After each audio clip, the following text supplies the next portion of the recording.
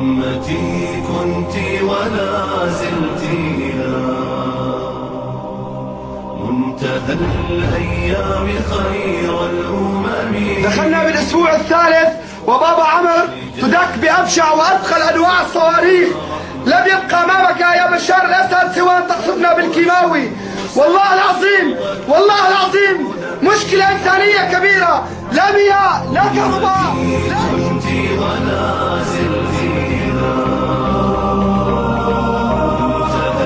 اللهم إن لم يكن بك غضب علينا فلا نبالي.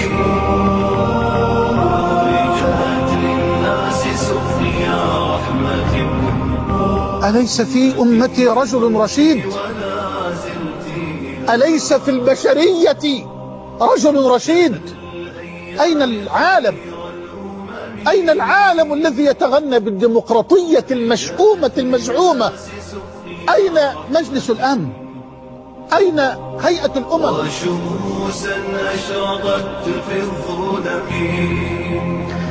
والله لا نعتب على عدو يتجهمنا، لكننا نعتب على صديق تولى أمرنا فخان الأمانة وتخلى عنا. نعتب على عرب جمعتنا معهم قومية وجمعنا معهم لسان، ونعتب على مسلمين جمعتنا بهم عقيدة واحدة فعطلوا جانب الولاء والبراء منها. ولو من حاد الله ورسوله وتربع على جماجمنا. وعادوا هؤلاء المساكين الذين لا ملجأ لهم ولا منجى من القصف إلا إلى رب العباد. ما أبوي موت امبارح بالليل الساعة 6 وما شفناه، والله العظيم ما شفناه.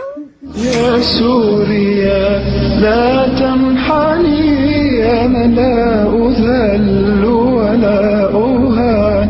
خلي جبينك عاليا ما دمت صاحبة المكان. بالروح بالدم لفيك يا بشار، بالروح بالدم لفيك يا بشار. خلي جبينك عاليا ما دمت صاحبة المكان. نحن نرى ونشاهد بأعيننا، لكن أين قلوبنا يا ناس؟ لكن أين قلوبنا يا ناس؟ هؤلاء الذين يقولون أيها العالم أغثنا، والله لقد يئسوا وملوا من طلب الكساء والغذاء والماء والدواء.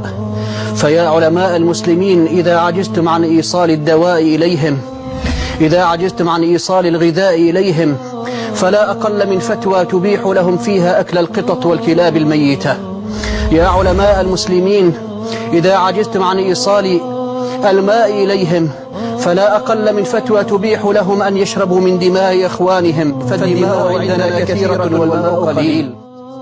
قد ترى الأم دم ولدها يسفح أمام عينيها وبين يديها وهي لا تملك أي شيء فضلا عن طعام تأكله أو شراب تشربه. عايز أقول الجهاد بالمال، الجهاد بالمال، أبوس إيديكم، الجهاد بالمال. هذا لمن لم يملك أن يتكلم كلمة، أن ينشر خبرا، أن يجيش أمة، أن يدفع جنيها لأولئك الذين شردوا. ناشدتكم الله ألا تسكتوا بعد اليوم، ناشدتكم الله ألا تسكتوا بعد اليوم، فوالله إن إخوانكم يبادون، إنهم لا يحاربون. ليس هناك تصدى لثورة سلمية، ولكنها إبادة جماعية، أمة تقتلع من جذورها. لذلك جئنا نستنهض هممكم فلا تخذلونا، لا خذلكم الله.